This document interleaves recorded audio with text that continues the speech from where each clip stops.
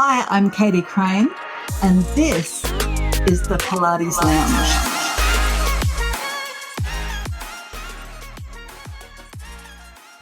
Welcome back, my friends, and welcome to Season 2 of the Pilates Lounge podcast. Who would have thought that we would have survived an entire year of listening to a podcast about Pilates? But here we are again. Thanks so much for joining me. My name's Katie Crane, and I am the Pilates professional. Now, listen up. This season, we are going beyond the choreography. Whether or not you realize it, and whether or not you are teaching a mat class, reformer classes, or serving people with clinical Pilates, you, my friend, are in business. And in this world of Pilates, owning your expertise is as important as perfecting your repertoire. My name's Katie Crane. I am your host, and I've got over 20 years of experience as a Pilates professional, owning a studio, running retreats, running teacher training, and of course, enjoying my time with you online. I truly have figured out how to build my lifestyle with the work that I absolutely adore doing, which is why we're going to be talking all about you building your following, growing your confidence as an instructor, and how to get yourself seen. I'm going to explore with you how our industry is evolving, the trends shaping our work, and how you can stay ahead of the curve as a Pilates pro. It's really all about equipping you with the tools, not just to survive, but to truly thrive and to really love what you're doing with longevity. So whether that means that art of mastering connection, attracting the right clients, or elevating your presence in the Pilates community, I've got you covered. So my friend, grab your coffee or even jump on a machine while you listen to this episode and let's get into it. This is the Pilates Lounge, and I am here to help you step into the spotlight with strength, passion, and of course, a little bit of quirky fun. Let's get into this. Hi, everyone. Welcome to another episode of the Pilates Lounge podcast. Now, you already know, if you've been listening to this season, that this season's topic is all about the business of Pilates. So this season, I have invited guests on the show to help you grow your business, because whether you are a Pilates studio owner, whether you contract yourself out to studios, whether you work from home, or whether you are an online instructor or anything in between, you, my friend, are running your own business. You need to know what your brand is. You need to know who your ideal customer is. You need to know who it is that you are trying to speak to so that you can bring the right person in the door. But a big part of that is really understanding who you are as an instructor. And so often we get in our own way as an instructor, and we feel like we are not good enough, like we are not performing well enough. We feel like people are looking at us with that deer in headlights look, and they're not giving us any emotion in their face for us to know whether or not they even enjoy our class.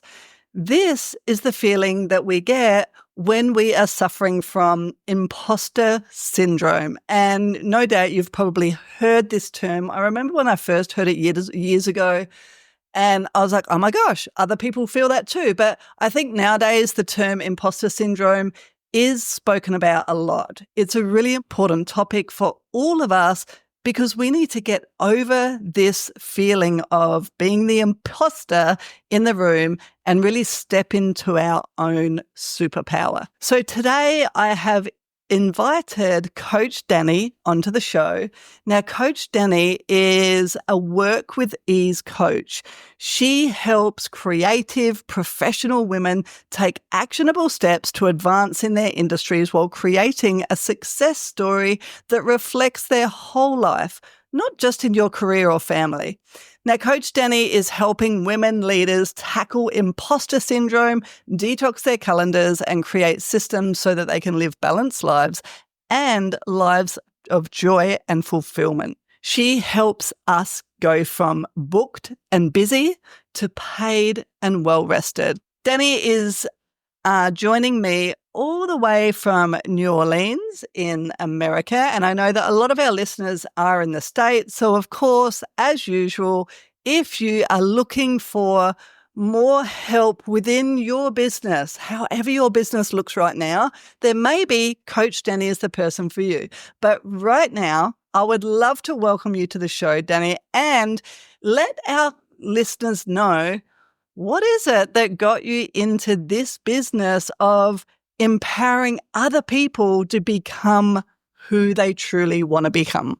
Well, first, I want to say thank you for inviting me. I'm honored to be here in your space and able to speak with your audience. How did I get here? So, I'm actually a business owner myself outside of my coaching business. I have a balloon decor company here in New Orleans. And when I entered that industry, it was really by accident. I was doing little things for my kids' parties, and people just reached out and were like, "Oh, I want that. Oh, well, can you do this for my kids' party?" And I'm like, "What?"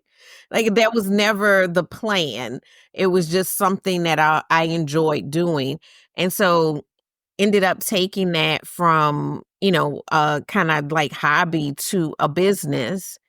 And then when I entered into specifically the balloon industry, what I realized was there was a lot of, speaking to what you just said, like a lot of people that were doing it, they loved the artistry of it, but they weren't really looking at it as a business and they weren't being thoughtful in that way. And so I quickly, when I started taking my business seriously, I quickly took that business from a hobby to a six-figure business. And a lot of my colleagues kind of pulled me, aside and was like, "Wait, what did you do? How did you do this?"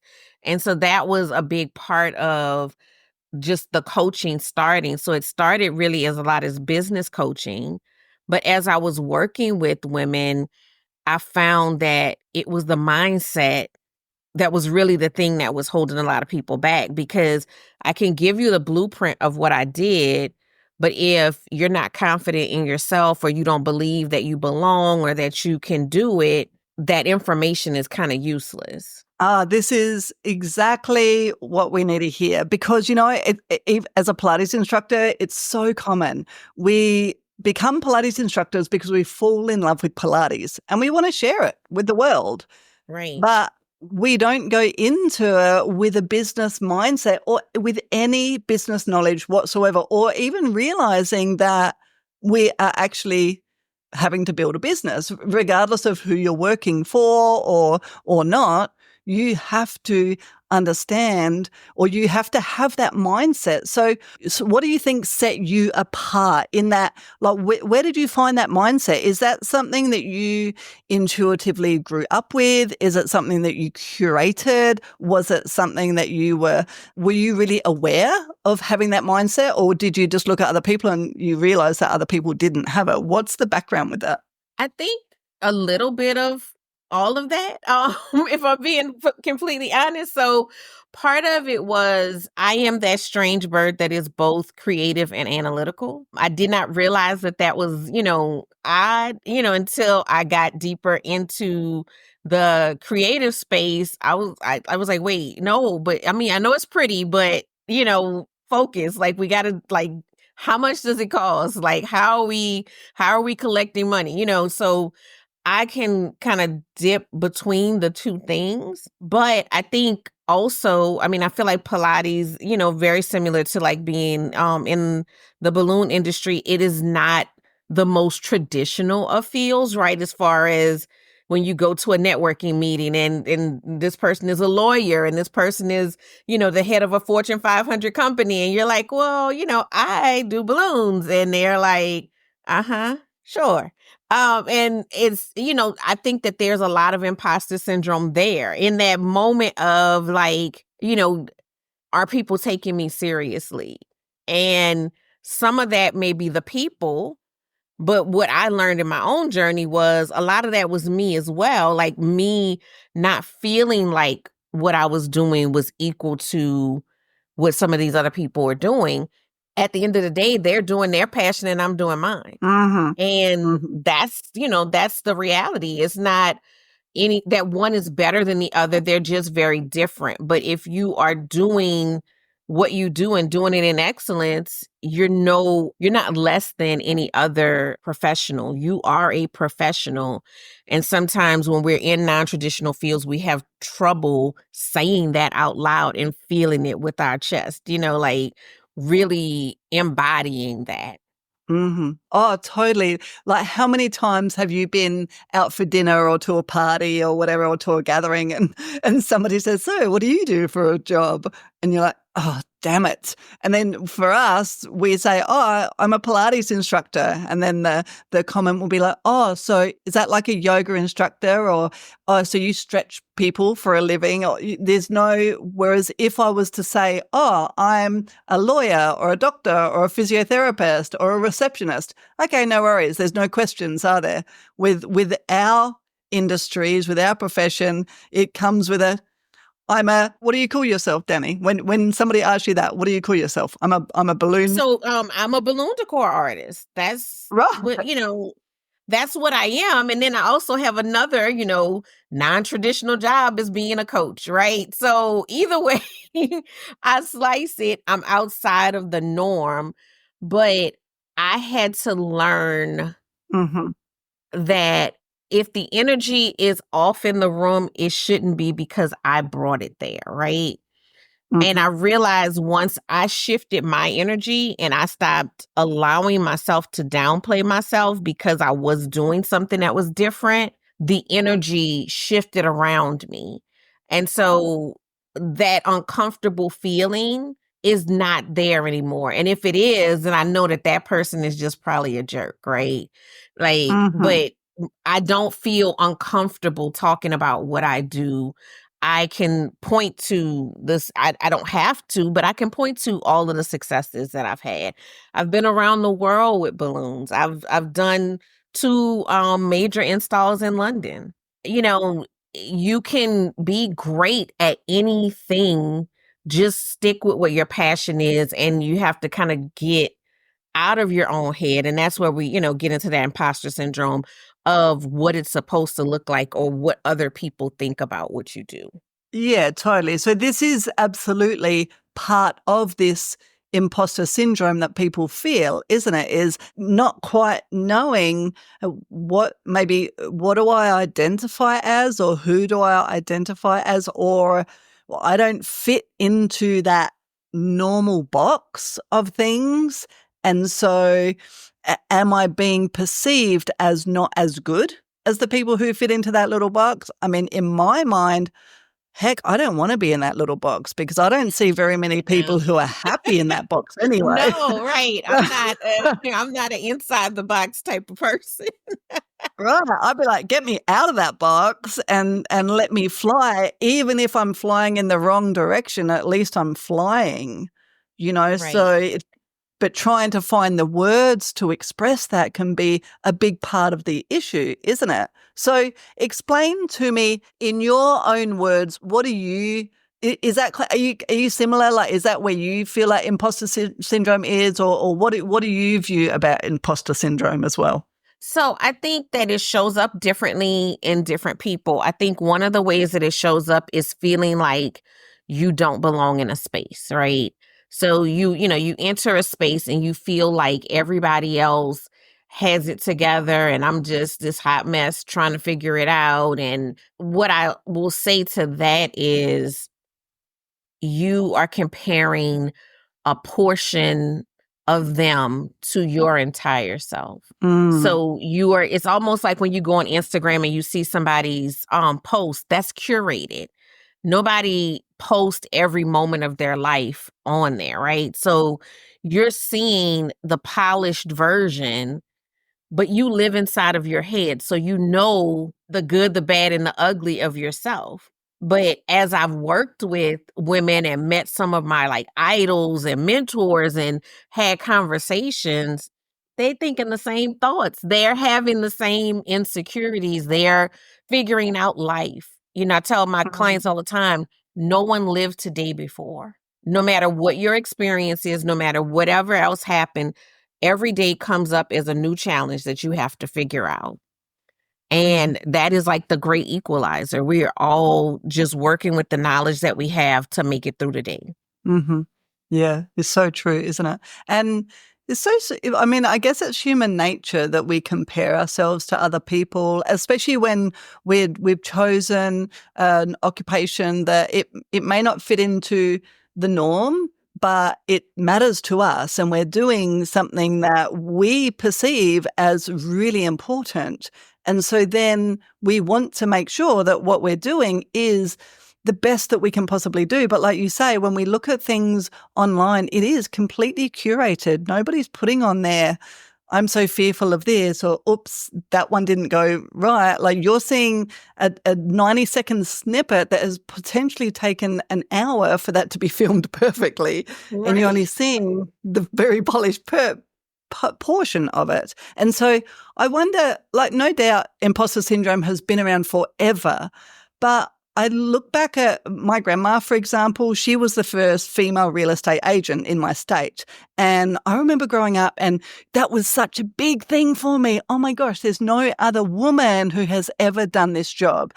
And she felt imposter syndrome, but she felt imposter syndrome within her little office. She didn't know what was out in the world. Right. It wasn't available to her. But now we're actually comparing ourselves to 9 billion other people. Right, right. So yeah, it's heightened. It's heightened. And then there's also, like you said, she didn't have the comparison, but it still exists because we have these voices, right? We have the voices in our head. And the first like step that I work with my clients on is like the discovery piece of it, because that voice is coming from somewhere. It's, the teacher that told you something in the first grade that you never, you're too talkative, or you can't focus, that you are still dealing with. Or like in my instance, I had a relative that would always compare me to her kids. And, because I, again, was doing things that were non-traditional, I was not as smart as I was not.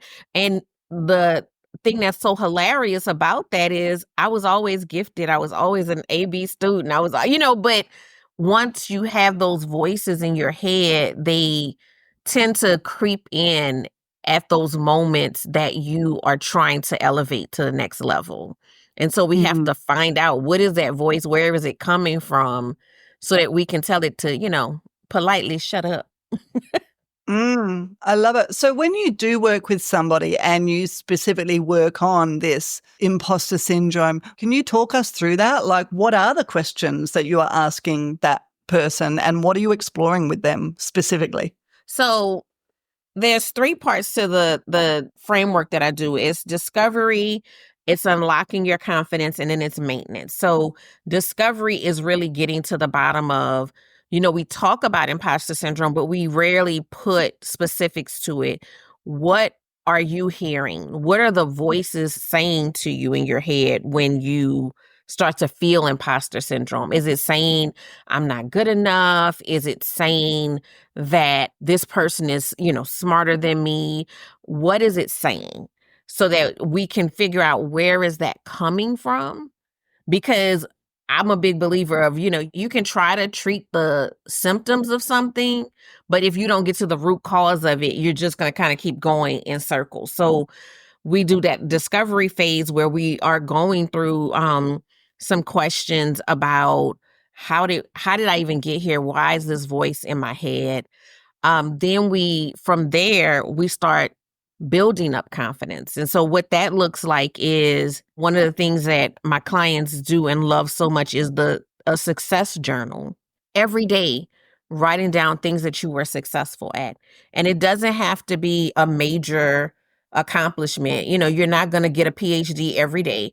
It may have been, if you're doing Pilates, it may have been that you did an exercise that you couldn't do before, or you instructed someone to push a little bit further than they have done before, right? That's a success, but success breeds success.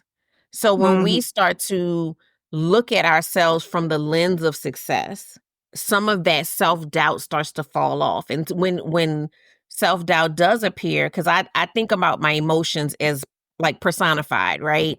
So when self-doubt comes up and she's talking all kind of stuff, you can say back to her, hey, nope. I've done this, and this. And those things were harder than the thing that I'm trying to do right now. So I got this. You can go sit down. You have been excused. I have this. So it's really building that muscle. It's really starting to surround yourself with positive people. I love doing thoughtful affirmations, right? Because we have affirmations that we may say, but are they addressing the actual issues that we have? So making sure that the affirmation speaks directly to the issue that you're struggling with, so that, I mean, you could say I'm pretty 1,000 times, but if you don't struggle with your looks, then that affirmation is not really serving you. So making sure those affirmations serve us is another way that we work on the confidence piece. And then as far as the maintenance is, we have several exercises, but one of my absolute favorites is we create a mood board. We create a confidence mood board that includes your affirmations, your confident photo of yourself, that includes all of those different things. Who are the people that make you feel safe? Who are the people that that pump you up? So that you have a visual of that you can look at all of the time and be able to see yourself in that confident way and return to it. Because the thing about self-doubt is an emotion, and it's all of our emotions are there for a reason. We never get rid of them, but we can learn how to manage them. Mm-hmm. I love that you said that confidence is a muscle, or success, that feeling that success, it's a muscle. I mean, obviously as a mover, but it's so true, isn't it? It's something that we have to keep training. It's not something that we just practice one day and then it's going to change the world. It's almost, what's that saying? You got to fake it until you make it. It's not my favorite saying, but you have to keep practicing something until it becomes more natural to you. But then what happens is you get better at what you're doing, and then you use the example, I was successful at teaching an exercise, or that I hadn't taught before, or doing an exercise I hadn't done before. Well, now you succeed at that, and then in 6 months' time, that's going to feel like so passé. It doesn't matter anymore. Well, that's way easy now. So then we have to keep building that muscle, keep building that strength, because our expectations of ourselves elevate, and then we start comparing ourselves to the next level of person. So then we need to start surrounding ourselves with the next level of person for us to then reach that elevation as well. And I think that's a big part of this continuous self-growth, so that we can, keep not just progressing for ourselves, but actually keep elevating the industry that we're in, whatever industry that is, and show up as the person. So then you can have those people under your wings of where you once were.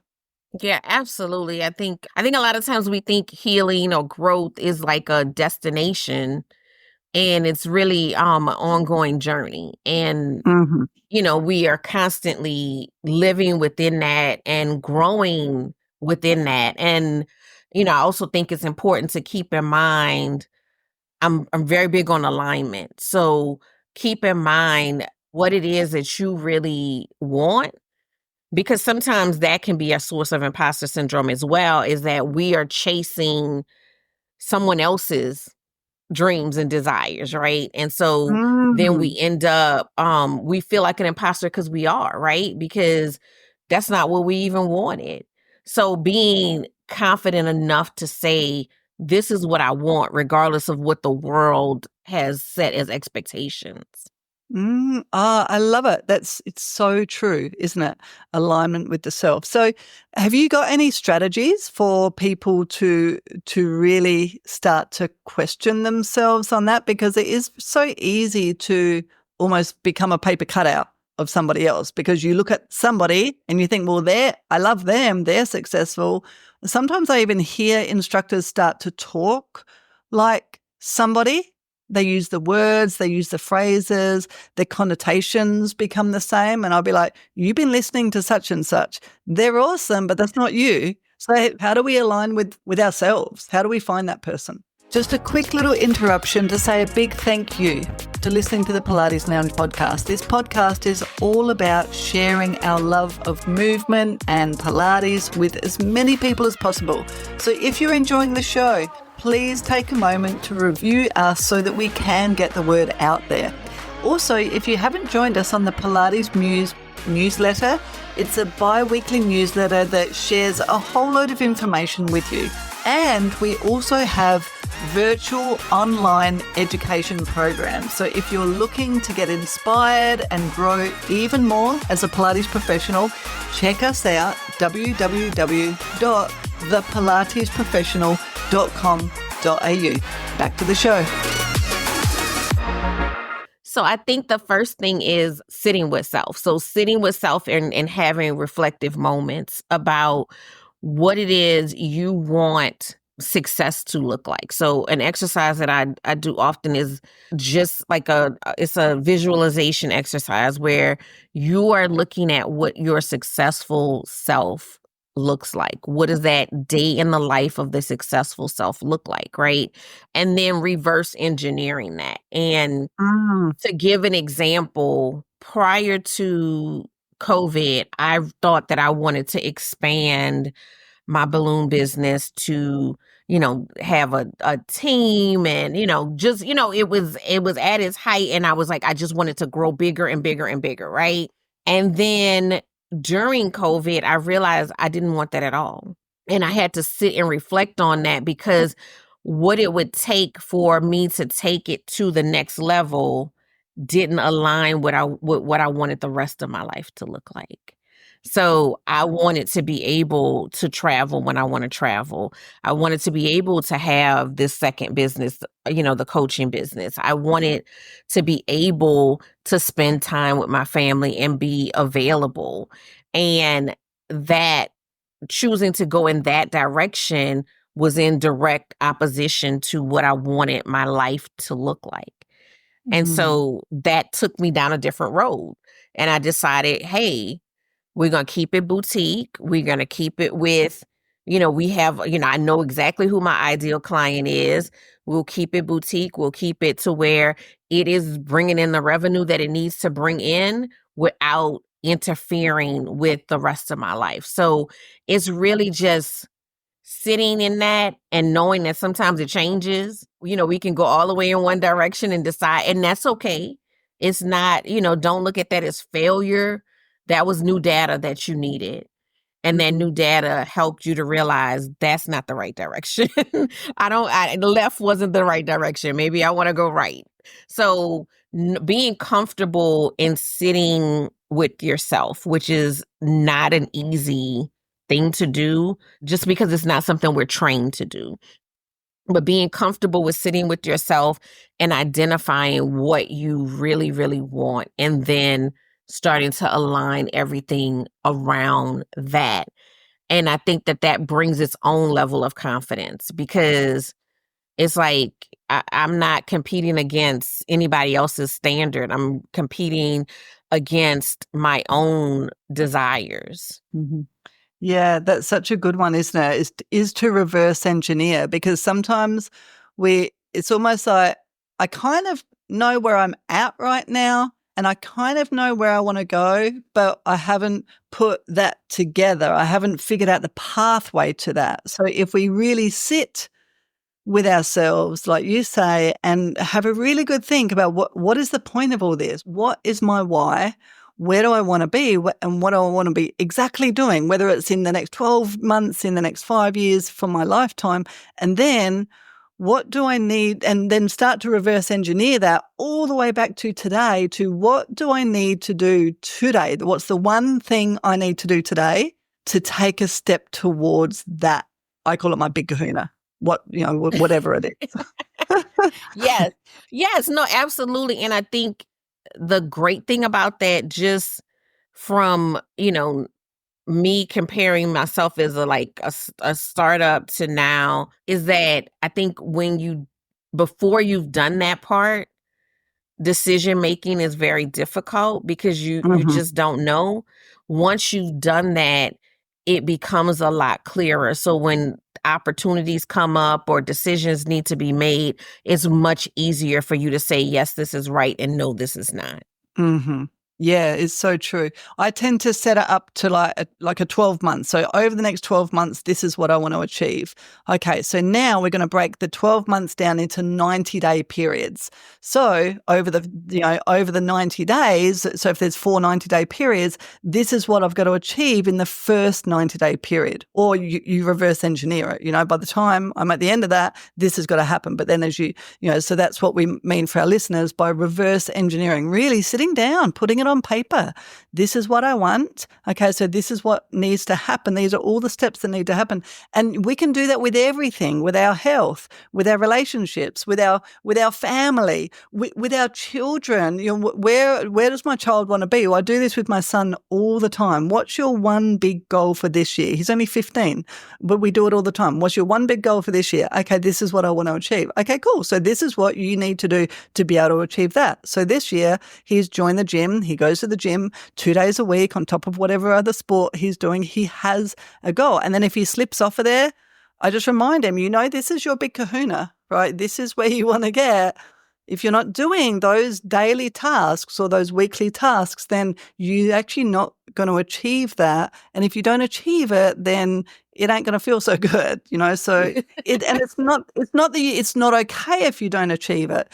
But if you don't achieve it because you haven't done the work, if you do the work, potentially you're actually going to achieve things much quicker, right? And we've got to get out of our own damn way and make a plan to get where we want to go.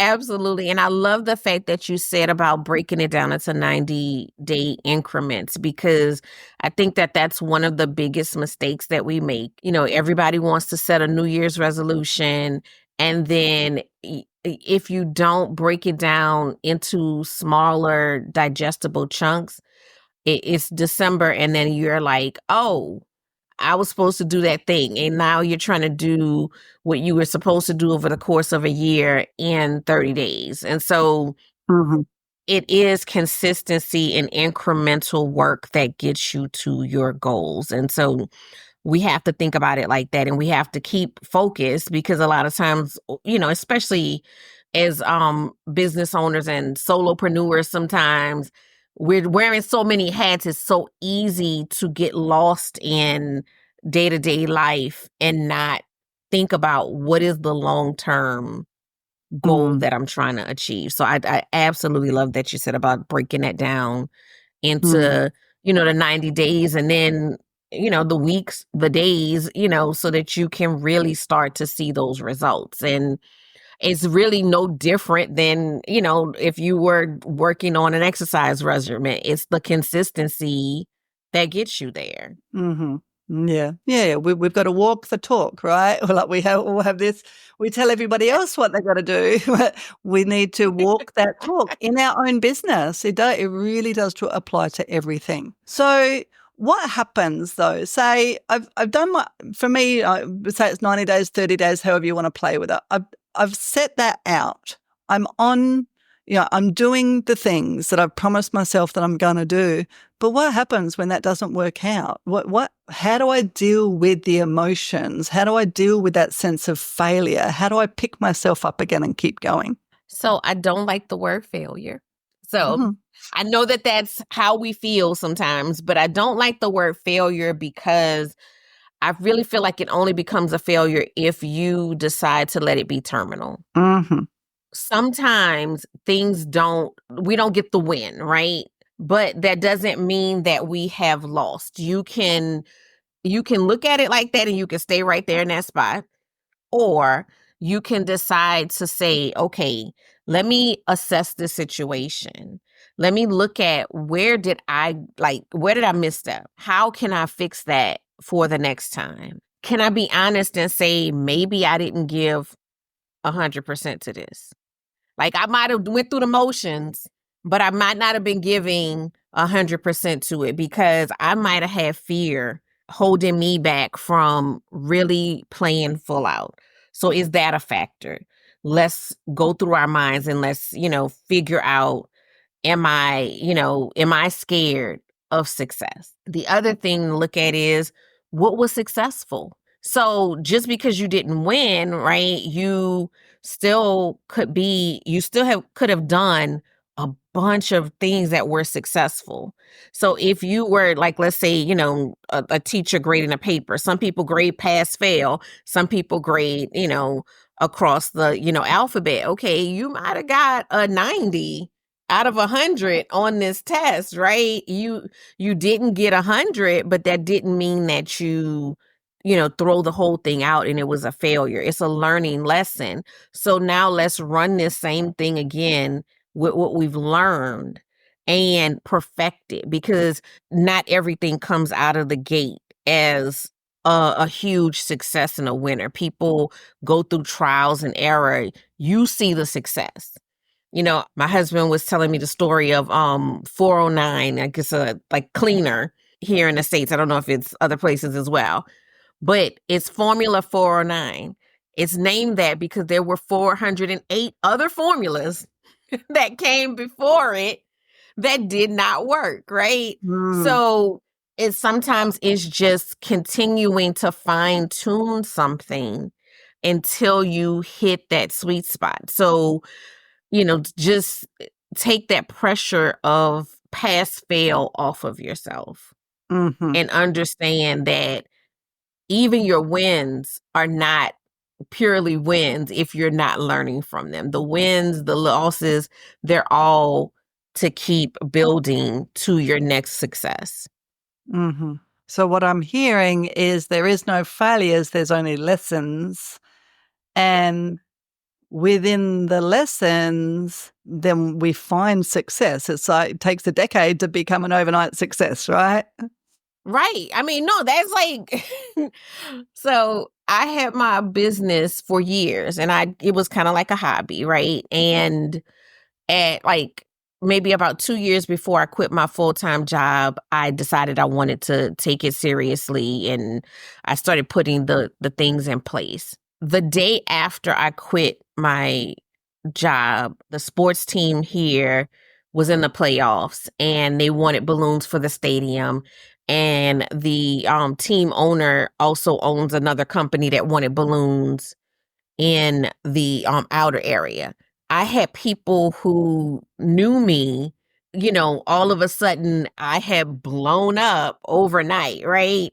And it's like that business had been years in the making. Even that connection that called me for this was someone I had met 2 years prior. So it's a process. It's not instantaneous. And the people that you see on social media, that it seems like it, you just started paying attention at the moment that they became successful. You missed all of those sleepless nights that came before it. So if you want this, you got to work for it. You got to be willing to go with the ups and the downs and be, and just keep learning and keep growing.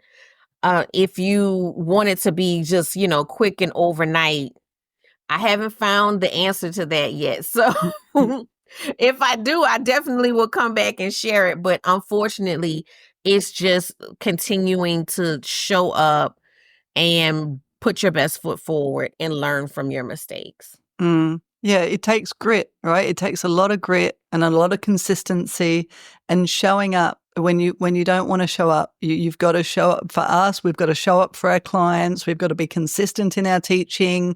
We've got to make sure that if our client isn't showing up, then we are reaching out to them, because that's part of the imposter syndrome for a Pilates instructor. And I hear this often in the studio. Well, that client didn't book back in with me, so I don't think they like me. But what actually happens is that client didn't book back in with you just for that one time because you didn't have space that one time, so they went with somebody else.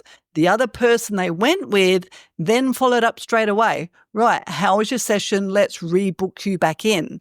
You didn't do that. So, maybe you just let that client go and they said, okay, cool. Well, I can't come at this time this week. So you book them in with somebody else and that's fine. But you should have actually then said, right, I booked you in with that one person this week, but I want to see you the following week. You pre-book them in back with you.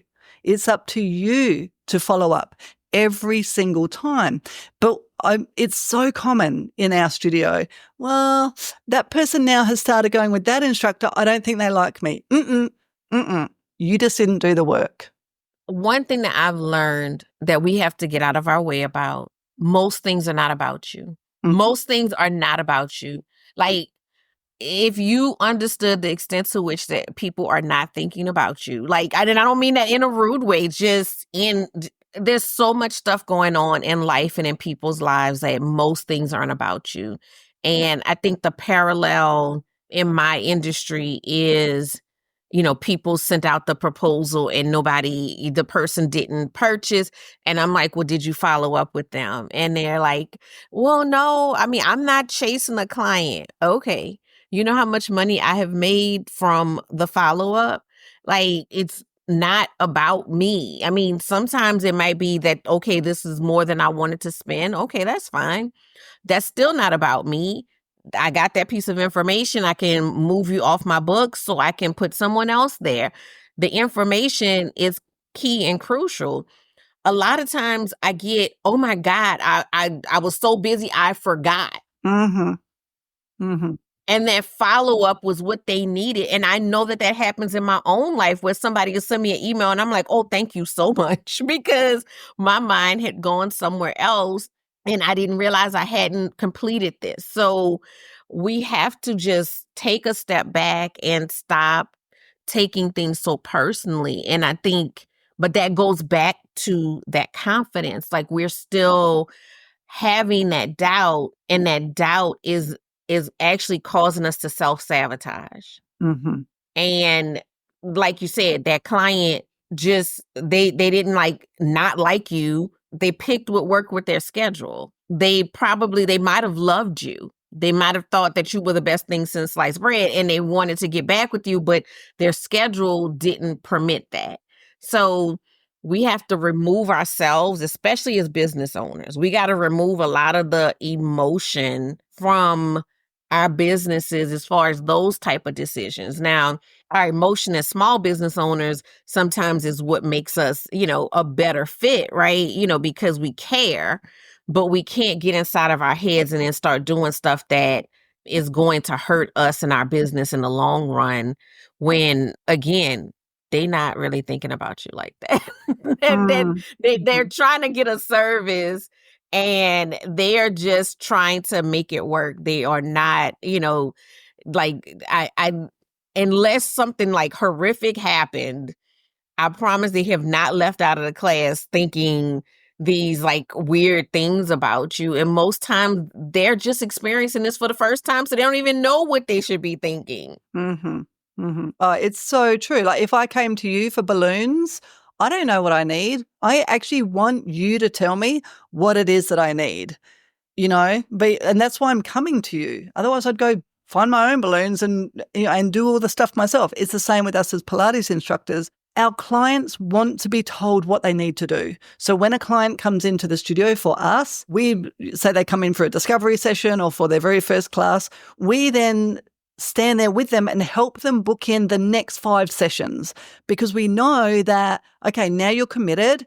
Those first 5 sessions are absolutely imperative for them realizing that, yes, this is what they need. And for us figuring out, okay, this is the part of the service that is going to fit you best. And then once we know that they're on their 4th session, we're on to them. How was that? What did you like about it? What didn't you like about it? What works? What doesn't? Okay, well, this is now what you need. We're not letting them walk out the door and just assuming that we weren't a good fit for them. We need to understand that we all want to be told what to do. Otherwise, we'd be at home doing it ourselves, whether it's choosing your balloons, choosing your Pilates class, my hairdresser tells me, you need to come back and see me in 8 weeks. Cool, book me in. I don't know my hair. She knows my hair. My hairstylist, and she's actually a friend, and she's like so thrown off by how I am. When I go to a professional, whatever it is yours. You know what I'm saying? If I'm coming in for her to do my hair and she's like, well, what do you, no, ma'am. What do you want to do? So now she's gotten comfortable with it. The last time I went in, she was like, okay, we're about to, retwist. We're going to color it and we're going to do a style. You good? I'm like, yeah, whatever you say. This is your lane, and we all have to get to that space of confidence, and that brings it back to confidence. You have to be confident enough that you present as the authority to the person, because otherwise, when you start to present with that, insecurity, then they get insecure about you. And when you come with that confidence, because you know it, I have no clue if you told me I need to stretch this way, then I'm going to just go ahead and stretch this way because that's what you told me to do. And I don't know. And that's not my lane. And I don't want to know. I just, like you said, want to be told what I need to do, want to be told the next steps, and people will follow suit. But people like authority. People respond to confidence. When you sound shaky, it makes the other person then start to have questions like, well, do they really know what they're doing? And you totally know. The issue is not you knowing. The issue is you presenting with that confidence. And, I call it worth dysmorphia. So I know y'all know what body dysmorphia is. Like in this lane, usually I have to explain that to explain worth dysmorphia, but I know y'all know what body dysmorphia is. But the same thing is true with worth. We could be sitting there with, all of the, credentials, all of the experience, and then not seeing ourselves as that authority, as that expert. Like that is a word that most people struggle with, including myself, attaching to themselves. Like when they could be, 20 years in the industry, but when you say expert, they start getting apprehensive like that word doesn't fit me. And we have to start owning those words and owning what we bring to the table. Yeah, I totally agree. I think there's a couple of things here that I do want to pick apart. I know for us Pilates educators and instructors, sometimes a client will come in and they might have something a little bit complex, something that we're not familiar with. So there's a few ways that I definitely want us to be thinking specifically as Pilates professionals. We only need to be one step ahead of what that client knows already. And I can guarantee that client doesn't know anything when they first come in the door. So for most people, it doesn't necessarily matter what they've got, even if it's a little bit complex. Their first session, you're learning them while they're learning you. So you might go through some really basic breathing techniques. You're teaching them lateral breathing. You're figuring out, can they lay down on their back or not, so that you can teach them some pre-Pilates, some basic exercises. What machines are appropriate for them. Can they lift their leg to tabletop or not? It doesn't have to be rocket science, but you only need to be the one step ahead of that person. Now, if you really feel out of your depth, it's absolutely the most professional thing to do is to let that person know, you know what, this is new for me. Maybe you're working with somebody with multiple sclerosis for the first time or with a knee injury for the first time. It doesn't matter what it is. It's okay to say to them, I'm not familiar with this, but I'm more than happy to learn about you as you're learning your Pilates. That's option one. Option two, of course, is always to let the client know, you know what, I'm not comfortable with this. I'm going to hand you over to somebody else. This is how we deal with things that we don't understand. But ultimately, I remember one of my mentors saying to me, you're never going to kill somebody doing Pilates. It's okay not to get it all exactly right the first time around. And for most people, they're just happy with you just knowing a little bit more than them. You don't have to be the expert. This is all part of that imposter syndrome. Rather than comparing yourself with somebody with 20 years experience, be okay with where you are today. And know, like what Danni was saying before, with, finding, building that muscle of confidence, know that every client that you work with is a lesson. Every client that you work with is part of your future success story. I love that. I love that. And I also want to say this, and I think it's just kind of like summarizing what you said. You can be an expert and not know everything. Mm-hmm. I think that we associate the word with expert with that you know everything. You know enough to be able to figure things out.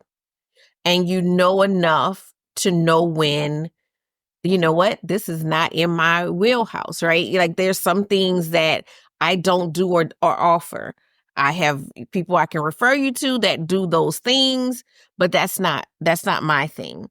But that doesn't make you any less of an expert at what you do. And it actually makes you more trustworthy when you can say, I don't know. I think we have that expectation once we put that label on ourselves that people expect us to know everything. I don't know everything. I am a problem solver by nature, so I can figure out most things. I don't know everything, but again, that, confidence allows me to stand up and say, I don't know, and not feel less than in saying that.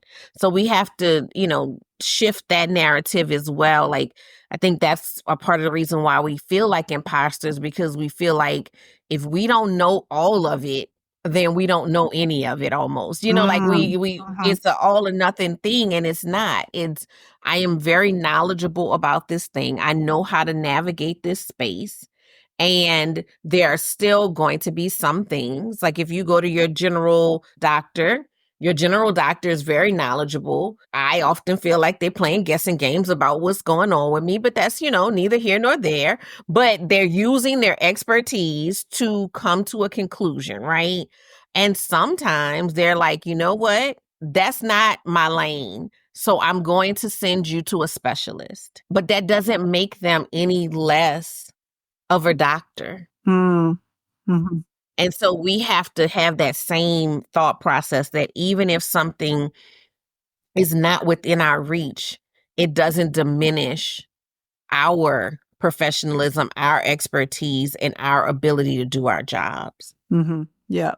So fascinating, isn't it, that this way of thinking, it like washes across all industries. Absolutely. That you have exactly the same way of thinking as what I do, but we are completely different. Our avatar, our ideal client is a completely different person. What the service that we're offering is completely different. But if we can really set ourselves with this understanding, the person that we are today, is not the person that we're going to be in 5 or 10 years' time. So whatever goals that it is that you set for yourself, you're actually going to change as a person by the time you get to that goal. And those changes are actually going to be almost predicted by the lessons that you learn, not the failures that you have, but the lessons that you learn, by the people that you serve and the information that you gather from them and the things that you learn about yourself. And it's that growth phase, and sometimes it's forced growth because we fall over, we get back up and we keep going. But it's all of those experiences that we have along the way that actually become our success, no matter what industry it is that we work in. Yeah, I mean, we're all human at the end of the day, and that's the thing that ties us together.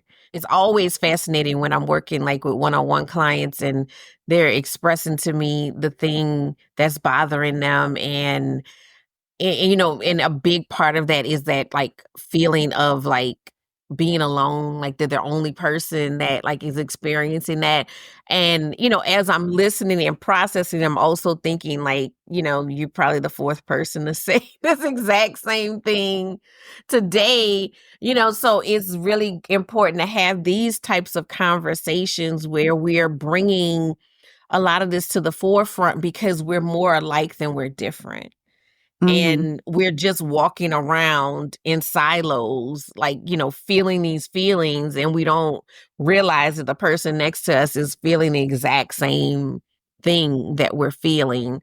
And together we can kind of figure this stuff out and realize that, you know what, stop beating ourselves up, stop being so hard on ourselves. We are journeying through, and sometimes we're making it a little harder for ourselves because of how critical we're being of ourselves in the process. But sometimes it's not the most fun journey, but it is a beautiful journey that, has some really great outcomes. Yeah, I agree. This episode will be airing around about like kind of January, February 2025 by the time you'll hear this. So I think that now is a really good time in your calendar to maybe utilize some of these ideas that we've come up with of reverse engineering. What does your year look like this year? Have you really sat down and done two things I would really invite you to do? A, reflect on your growth last year and reflect on the lessons that you learned. You'd probably be surprised just how far you've come. Sometimes we get stuck in a little storm and it's almost like we're in the weeds, but step out of 2024 and look at the big picture of where you have come in that period.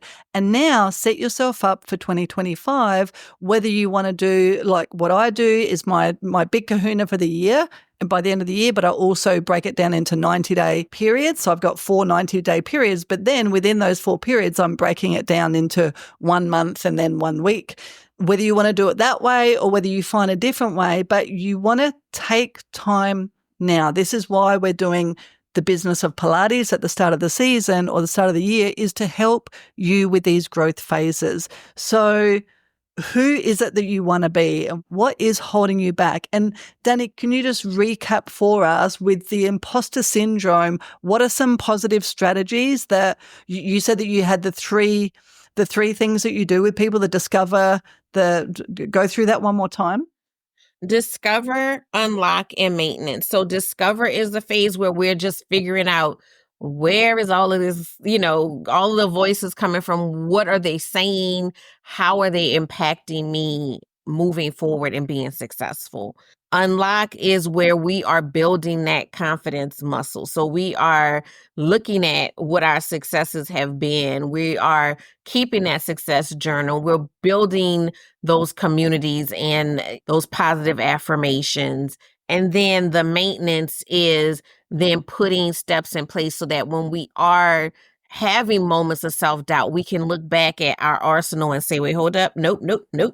Not doing that, because you know what? This is hard, what I'm facing right now, but I've done hard things before and I've come out the other side. So that's just very important that we are continuing to flex that muscle after we have started to build it.